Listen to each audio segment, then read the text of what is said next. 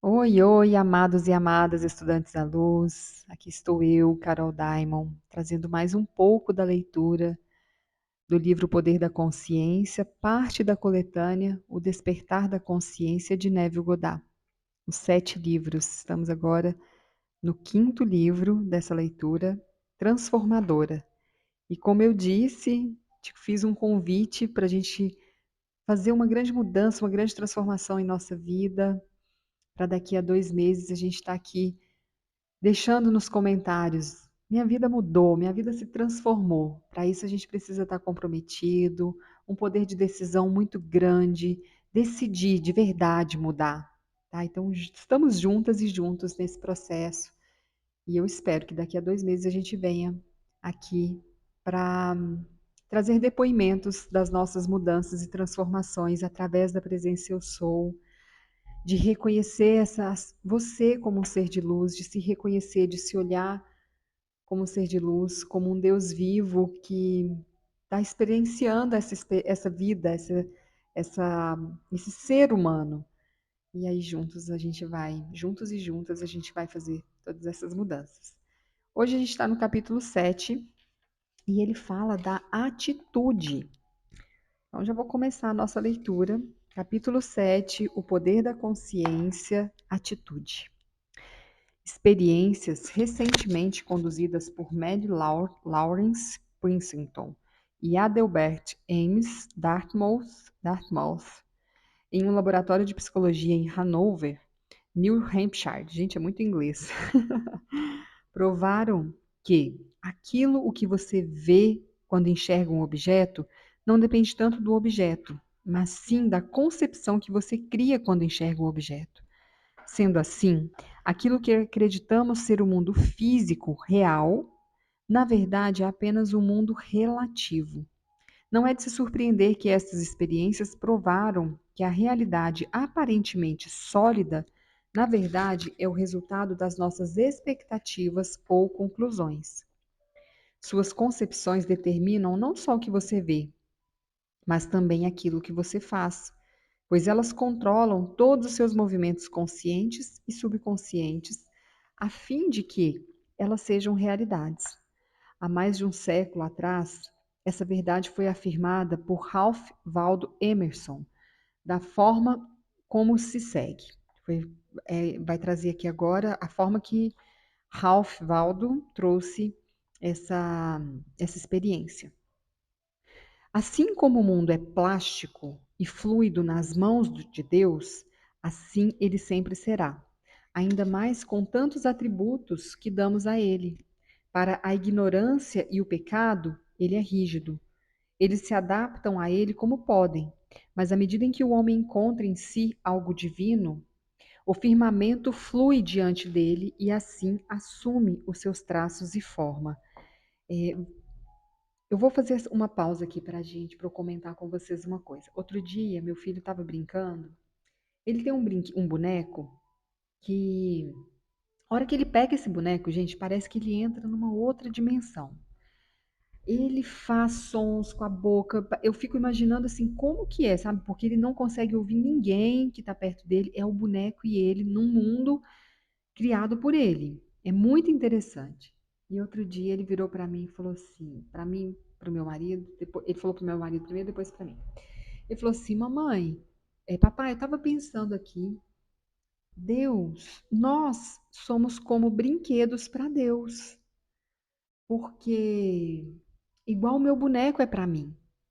E aí, meu marido puxou a conversa ali com ele, foi, né, falou, ah, é mesmo? Por quê? Como que você concluiu isso? Ele falou, não, porque eu não pego meu boneco e eu não brinco com ele, não levo ele para fazer isso, para fazer aquilo. E assim, eu acho que Deus também é assim com a gente. A gente é boneco e Deus faz as coisas para a gente acontecer. Ai, gente, pensa numa mãe de coração cheio. Falei, gente, que coisa linda isso, né? Ninguém falou nada com ele sobre isso, nem eu, nem meu marido. Mas foi assim, encheu os meus ouvidos e me trouxe essa reflexão a partir do que o Ralph Waldo Emerson traz, né? Assim como o mundo é plástico e fluidos nas mãos de Deus, assim ele sempre será, ainda mais com tantos atributos que damos a ele. Para a ignorância e o pecado, ele é rígido. Né, a gente não tem como mudar, não tem como moldar.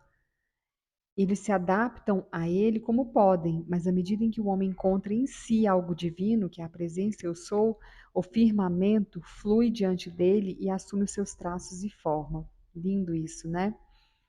Então fiquem com essa metáfora do meu pequetito.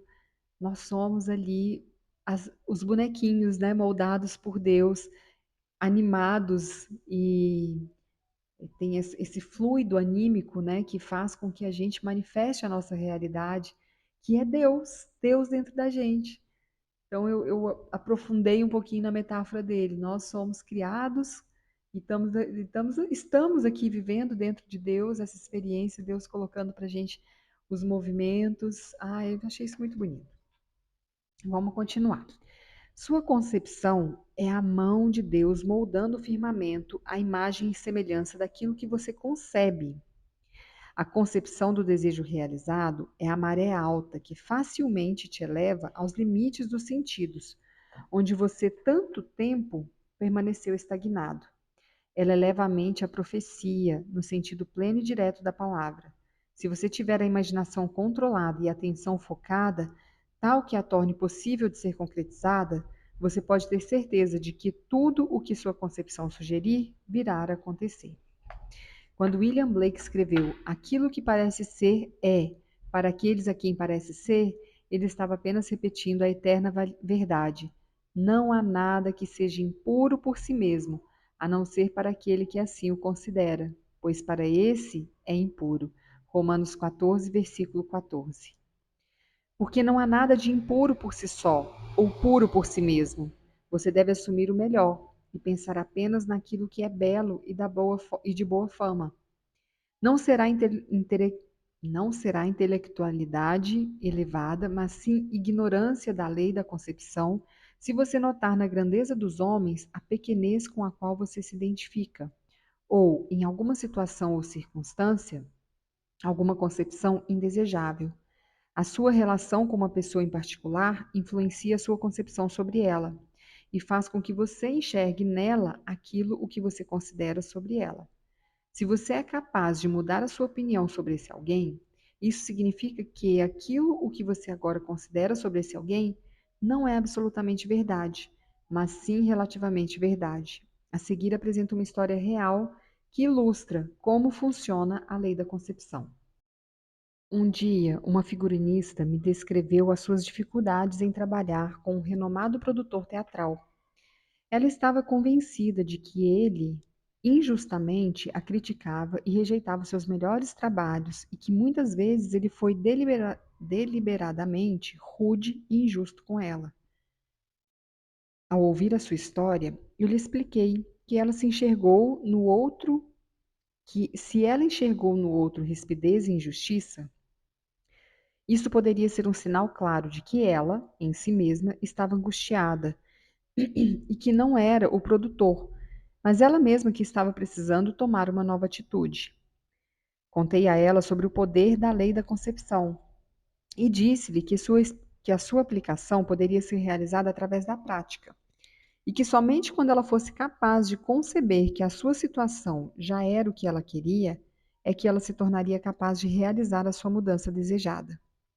Seu chefe estava meramente lhe dando testemunho, talvez, dizendo a ela, através de seu comportamento, qual era o conceito que ela tinha sobre ele.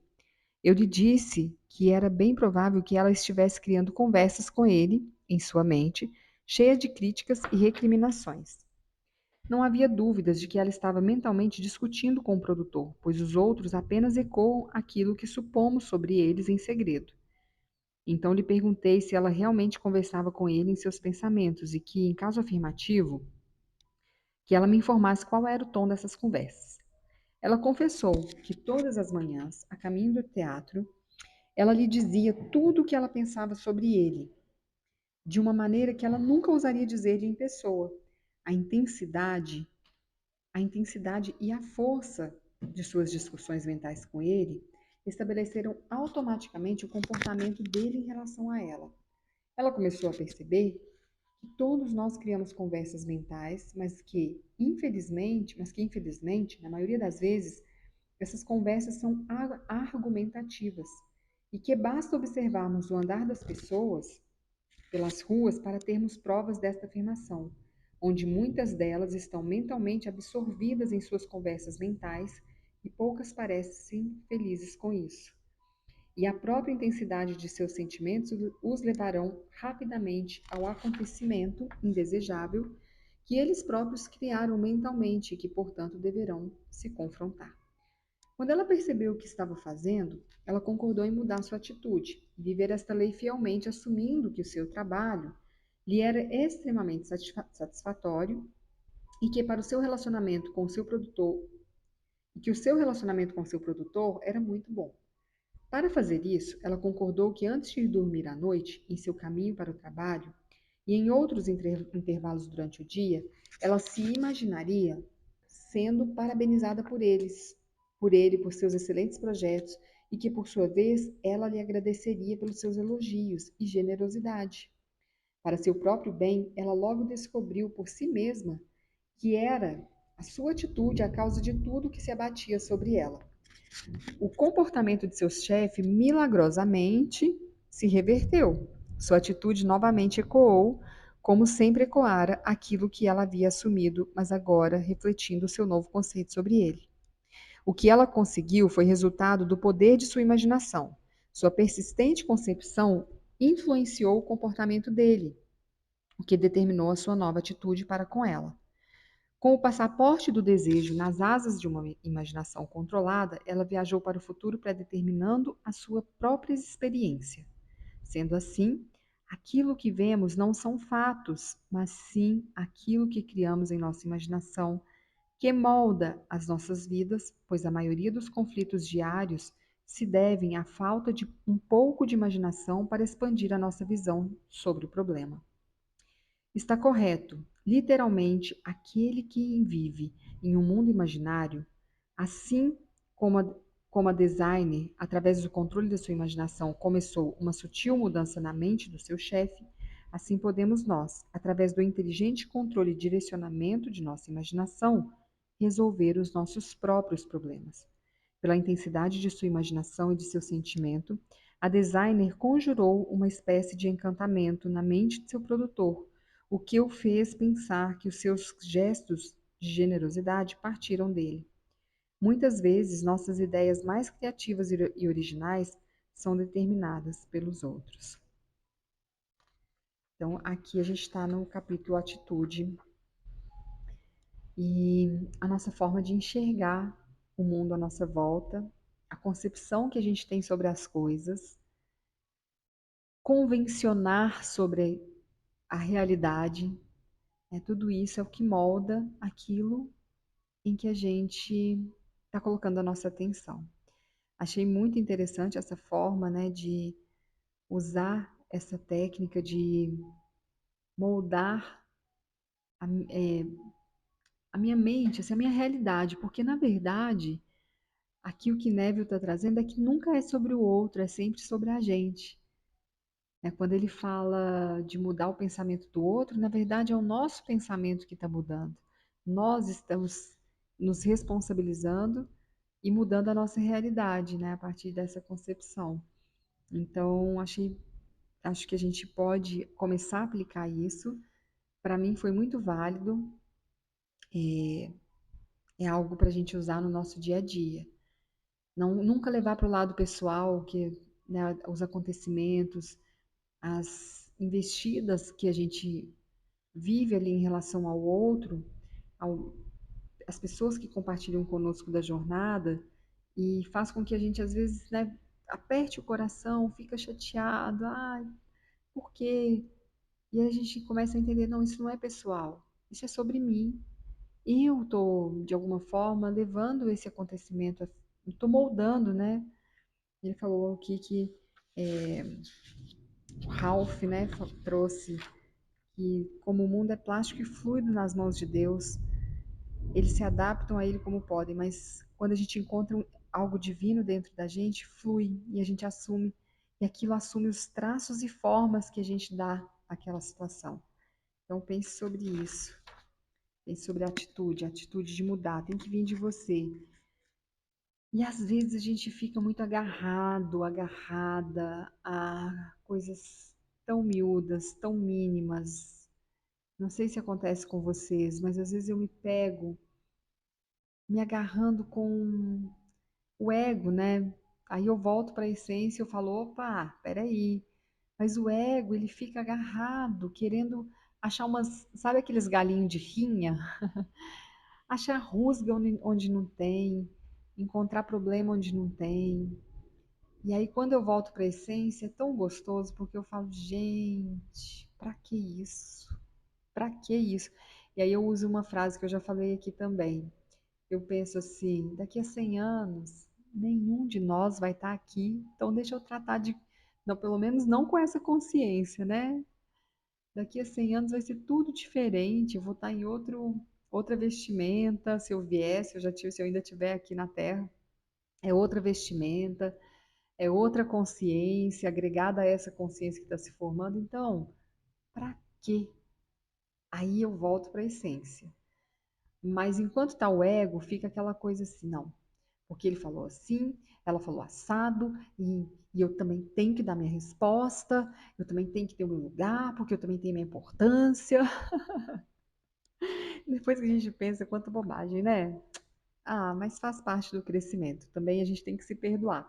Mas aprender aqui com o Neville é ótimo, que a gente começa a colocar em prática que não é sobre o outro. Sou eu. E como que eu posso mudar isso? Mentalizando. Mentalizando boas conversas, mentalizando o perdão, mentalizando o amor, imaginando a situação se revertendo.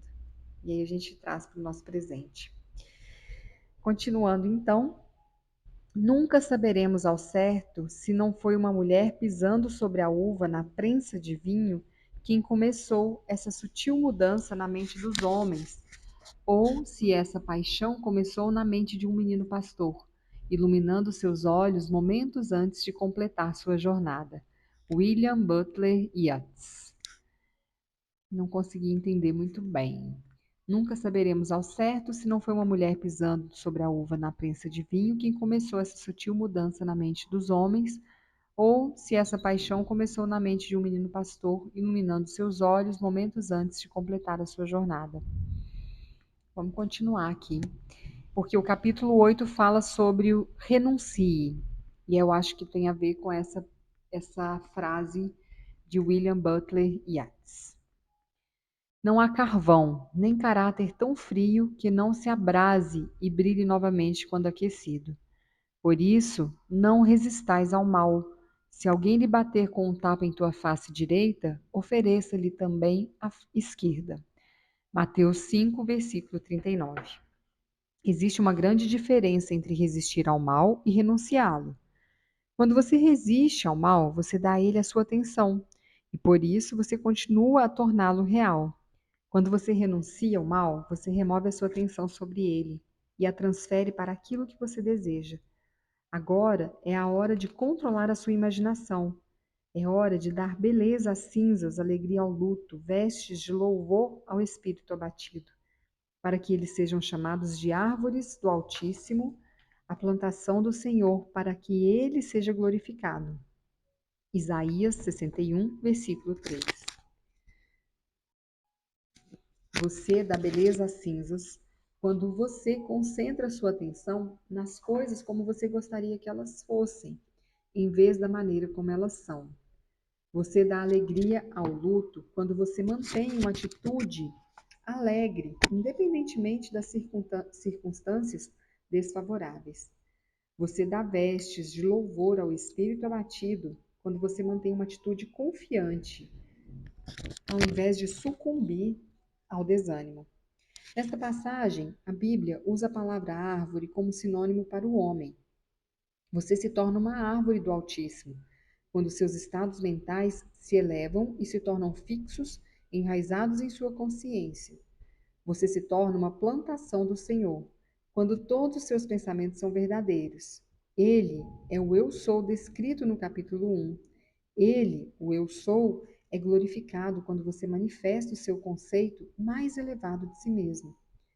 Quando você descobrir que a sua imaginação controlada é o seu salvador, sua atitude se modificará completamente. E você dirá de sua imaginação: Vede esta videira. Eu a encontrei como uma árvore selvagem, cuja força descontrolada irradiava-se em galhos irregulares. Mas eu podei a planta, e ela cresceu moderada, pegando pelas suas vaidosas folhas inúteis, resultando, como você vê, nestes lindos cachos, cheios e limpos, para retribuir a mão que sabiamente a feriu. A videira é a sua imaginação, que em seu estado descontrolado gasta sua energia em pensamentos inúteis ou em sentimentos destrutivos. Mas você, assim como a videira, é podado, cortando seus ramos e raízes inúteis. Pode a sua imaginação, retirando a sua atenção de todas as ideias destrutivas e desagradáveis, pode de podar, tá? Pode a sua imaginação, retirando a sua atenção de todas as ideias destrutivas e desagradáveis, e concentre-se no ideal que você deseja alcançar. Uma vida mais feliz, mais nobre, é o que você experimentará como resultado se você podar sabiamente a sua própria imaginação. Sim, sede podado de todos os teus pensamentos e sentimentos indesejáveis para que você pense verdadeiramente e que teus pensamentos sejam alimento para a fome do mundo. Fale verdadeiramente e que cada palavra tua seja uma semente que dê fruto. Viva verdadeiramente e que tu vivas um grande e nobre propósito. Aqui é o capítulo 8 finalizando. Como que está a videira aí da sua vida? Como é que está a imaginação? Está alimentando os pensamentos destrutivos, os pensamentos que não, os sentimentos que não valem a pena? Ou a gente vai cortar, podar, dominar essas emoções, esses sentimentos, esses pensamentos? É preciso dominar. Os pensamentos, eles são como cavalos selvagens. Eu não lembro onde eu vi essa frase, mas ela para mim faz muito sentido. Os pensamentos são como cavalos selvagens. Se a gente não domina, eles vão ficar correndo solto e eles podem nos destruir. Se a gente deixar um pensamento negativo invadir, esse cavalo selvagem ele vai tomando forma, outras formas, e isso vai adoecendo a nossa mente, adoecendo o nosso plano mental, e dificilmente a gente vai conquistar ou viver uma vida agradável, uma vida com sentido. Mas se a gente domina esses cavalos selvagens, se a gente dá a eles, põe rédea, né? Então, gente, a gente tem o domínio. Dominar as nossas emoções, sentimentos e pensamentos, para mim, é a forma primeira para que a gente consiga dar saltos evolutivos. Porque um pensamento descontrolado, ele é terrível. Ai, a gente cria muita coisa que não deve criar, né? A gente vive muita coisa que não é para viver. Então pense sobre isso. Como que você está podando a sua videira? Né? O que que você está deixando crescer? Como que você está deixando ela uma videira bonita? Pense sobre isso. Capítulo 9. Preparando o lugar. Tudo o que é meu é teu, e o que é teu é meu. E nisso eu sou glorificado. João 17, versículo 10. Lança a tua foice e ceifa, porque é chegada a hora da colheita, porque a safra da terra já está madura. Apocalipse 14, versículo 15. Tudo é seu. Não busque por aquilo que você é. Aproprie-se disso, reivindique, assuma. Tudo depende do seu conceito de si mesmo. Aquilo que você não clama como verdade sobre si, não poderá ser realizado por você. A promessa é: para aquele que tem, mais será dado. Para aquele que não tem, até o que não tem lhe será tirado. Mateus 25, versículo 29. Mantenha o quanto antes em sua imaginação tudo o que é amável e de boa fama, e o bem necessário para fazer a sua vida valer a pena. Assuma isso. Isso você assume ao imaginar que você já é aquilo que você quer ser e que você já tem aquilo que você quer ter. Assim como o homem pensa em seu coração, assim ele é. Provérbios 23, versículo 7. Aquietai e saiba que você é aquilo que você deseja ser, e você nunca terá que buscar o que você já é. Apesar de sua aparente liberdade de ação, você obedece, assim como tudo o que existe, à lei da concepção. Não importa o que você pense a respeito do livre-arbítrio, a verdade é que as suas experiências ao longo de sua vida são determinadas pelas suas concepções, sejam elas conscientes ou subconscientes. Uma concepção constrói uma cadeia de eventos que convergem inevitavelmente em sua própria realização. O homem acredita que o futuro é o desenvolvimento natural do passado, mas a lei da concepção mostra claramente que não é este o caso. Sua concepção o leva psicologicamente aonde você não está fisicamente. Então, seus sentidos o trazem de volta de onde você estava psicologicamente para onde você está agora fisicamente. São estes movimentos de projeções psicológicas que produzem as suas projeções físicas no tempo. A pré-cognição permeia todas as criaturas, as escrituras do mundo. Na casa de meu pai existem muitas mansões. Se não fosse assim, eu vos teria dito: eu partirei para preparar-vos um lugar. E quando eu for e vos preparar um lugar, eu retornarei novamente, e vos tomarei para mim, para que onde eu estiver, estejais vós também. E agora eu vos digo, isso antes que aconteça, para que quando isso acontecer, que vós possais acreditar também. João 14, versículos 2, 3 e 29. O eu, nesta passagem, é a sua imaginação que vai para o futuro, em uma das muitas mansões. Mansão é o estado desejado. Predizer um evento antes que ele aconteça fisicamente é simplesmente sentir-se no estado desejado, até que este ganhe o tom da realidade. Você parte para preparar um lugar para si mesmo, se imaginando e sentindo o seu desejo realizado. Em seguida, você retorna desse estado de desejo realizado, onde você não está fisicamente, e volta para onde estava fisicamente momentos antes. A partir daí, através de movimentos inevitáveis, você passará por uma série de eventos que o direcionarão à realização física do seu desejo, para que onde você esteja em sua imaginação, você esteja também em carne e osso.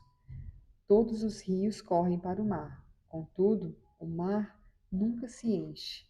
Ainda que sempre se dirijam para o mar, para lá voltam ao correr. Eclesiastes 1, versículo 7. Aqui ele traz essa preparação do lugar, que é ir com a nossa mente, com o nosso mental, com o psicológico, a nossa consciência.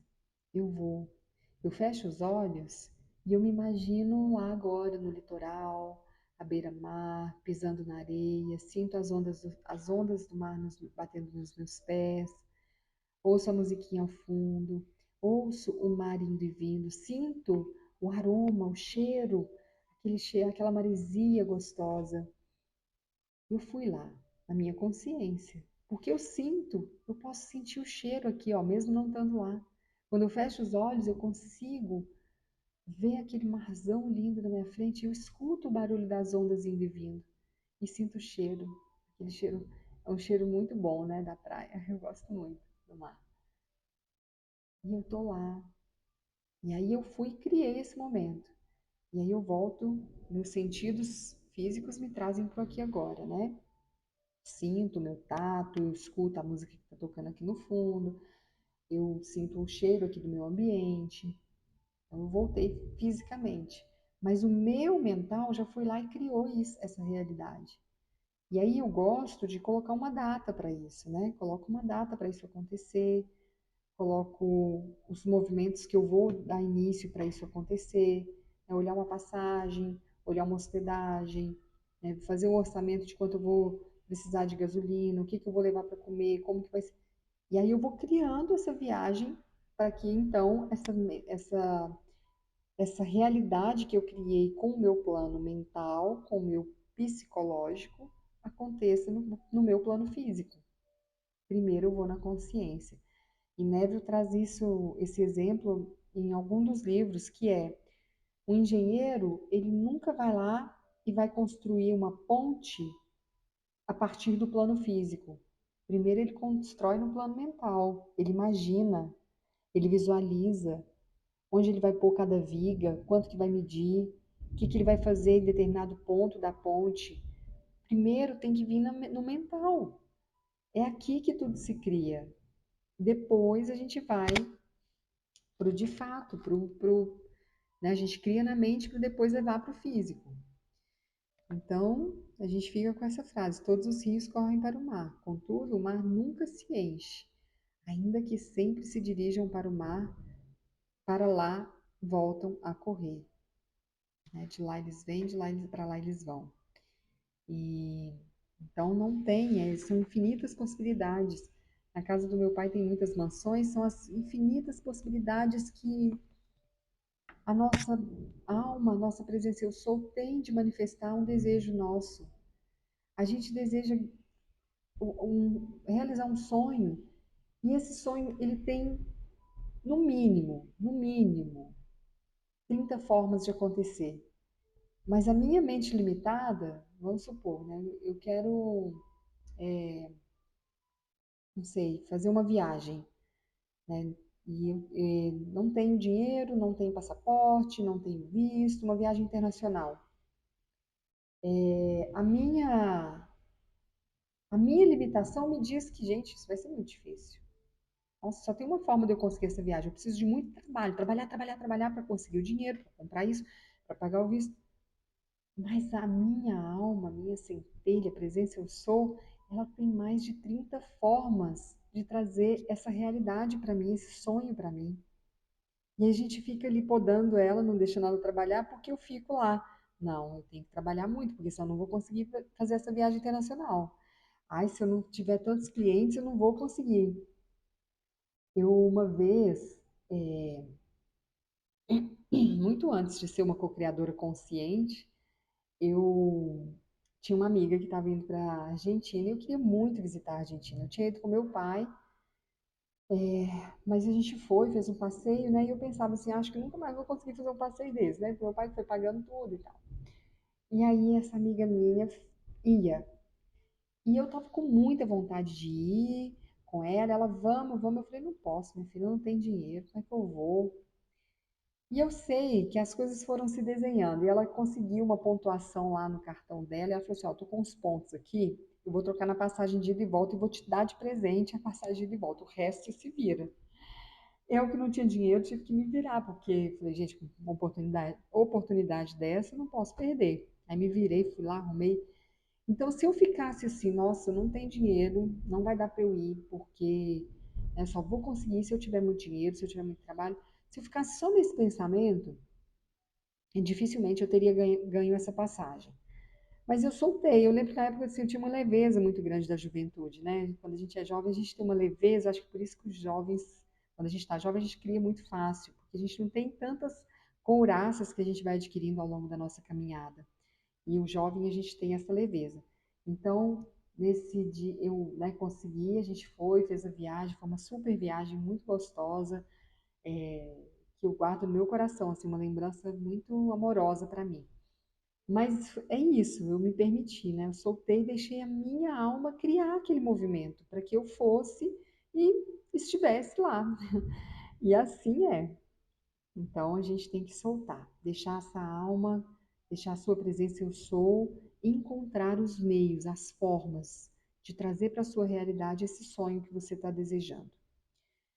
Vamos para o capítulo 10 e a gente finaliza nele, tá? Que é um capítulo curtinho. Os capítulos desse livro, eles são bem curtinhos, porque está ensinando muita coisa, gente. São capítulos curtinhos, mas que está passando para a gente pérolas mesmo de informação. E a gente precisa estar aqui, ó, atentos, atentas, para a gente captar tudo isso e assimilar, né? Então, no capítulo 10, ele vai falar sobre a criação. Ele fala assim: eu sou Deus e não há outro. Sim, somente eu sou Deus e nada nem ninguém a mim se compara.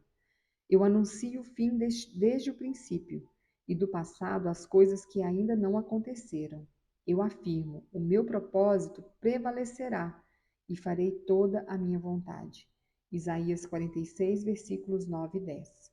A criação está consumada.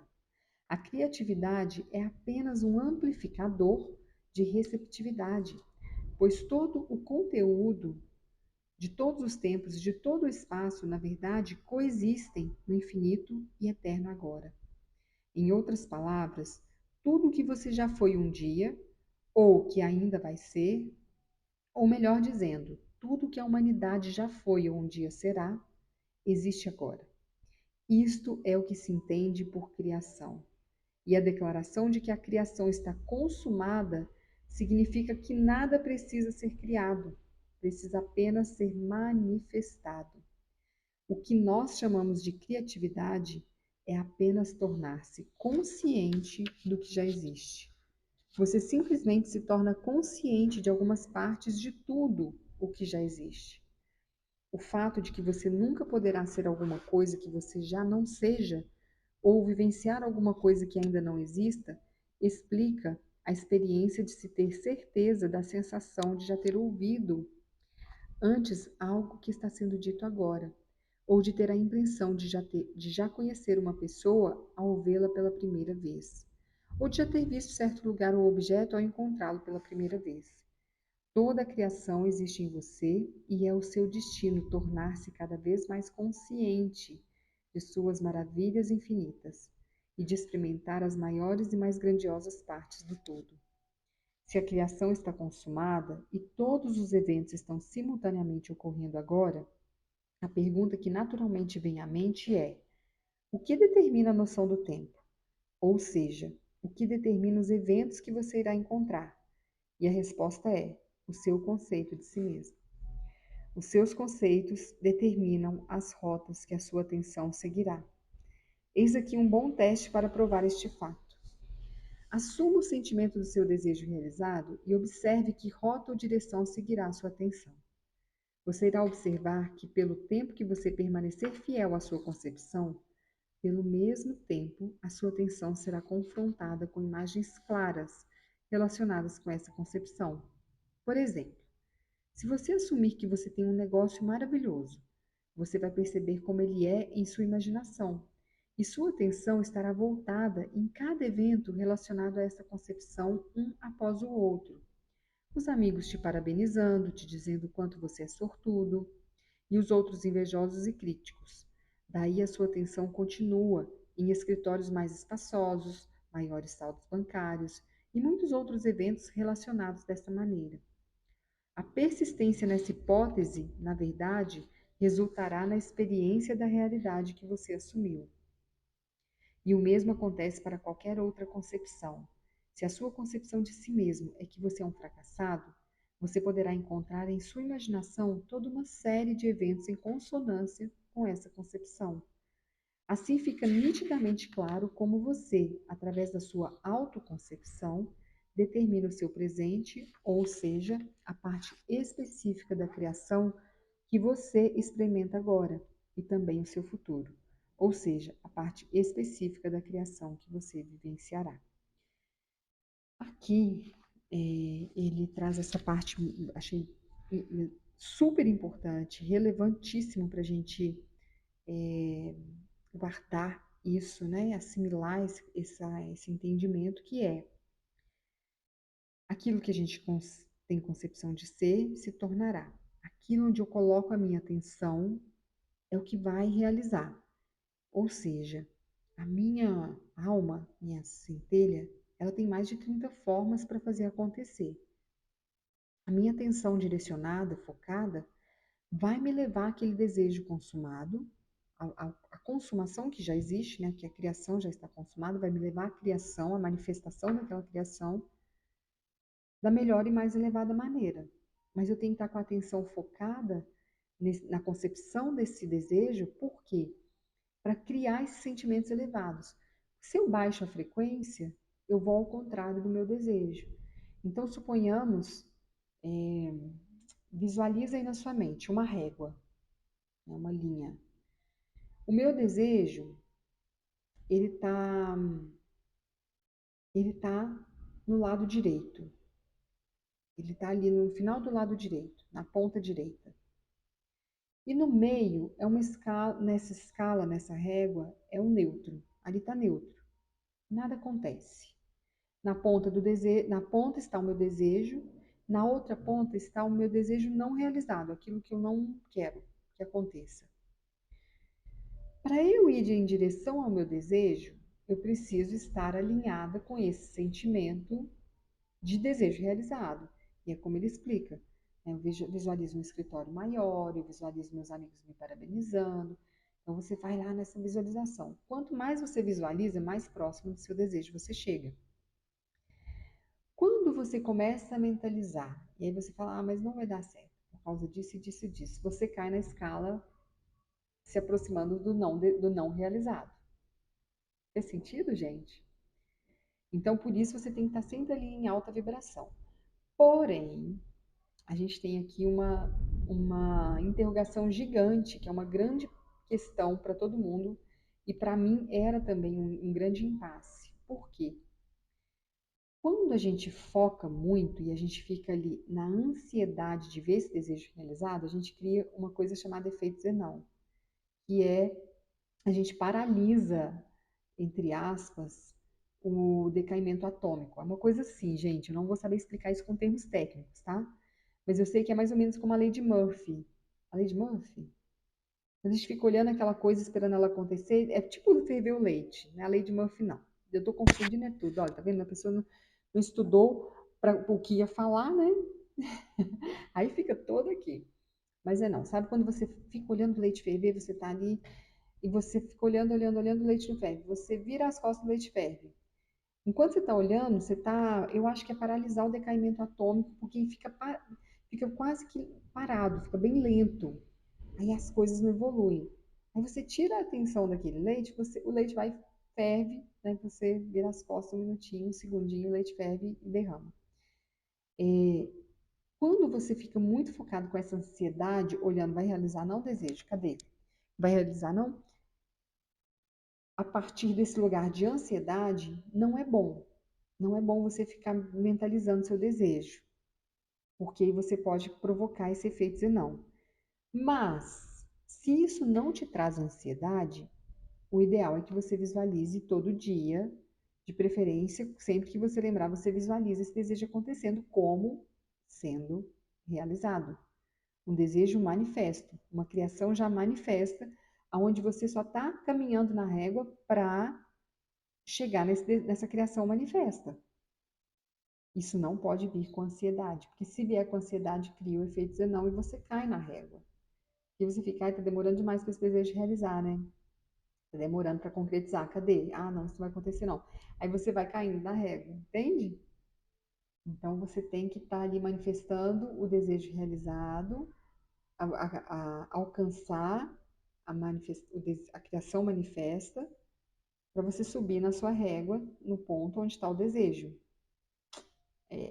Meu amigo, minha amiga, é sobre isso e tá tudo bem. Fez sentido, gente? Porque é assim, quando a gente, às vezes, a gente tem o foco muito concentrado, pode fazer mal. Tem gente que tem muito. Eu era muito ansiosa. Hoje eu já fico tranquila. Eu falo, não, vai dar certo. Do jeito que tiver que ser, vai dar certo. E aí eu procuro focar, né, na ponta da régua onde está o meu desejo. Sempre que eu começo a decair na régua, a cair pro, ai, que desânimo, aí eu pego, não, peraí, deixa eu pensar aqui um pouquinho mais, deixa eu agradecer por algo, eu vou lá e agradeço por alguma coisa. Ai, meu Deus, obrigada, em tudo dai graças. Obrigada, porque isso aconteceu por algum motivo. E aí as coisas vão virando o jogo.